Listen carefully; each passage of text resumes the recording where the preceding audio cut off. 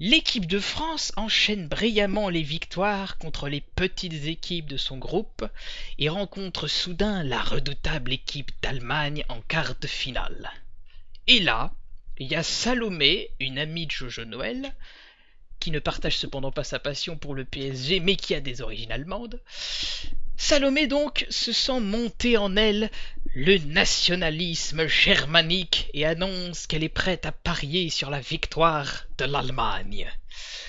Ayant observé de loin la fraîcheur des Français réconciliés et la frayeur des Allemands qui ont bien failli être éliminés par l'Algérie en huitième, j'ai décidé de relever le défi lancé par Salomé la néo-nazie et j'ai parié sur la France. Un pari risqué puisque le perdant de notre pari devait se soumettre à la volonté du vainqueur.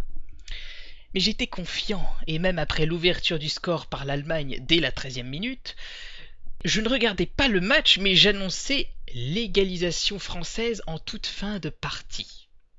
Ce n'est donc qu'à la 80e minute que je suis descendu pour regarder les 10 dernières minutes du match.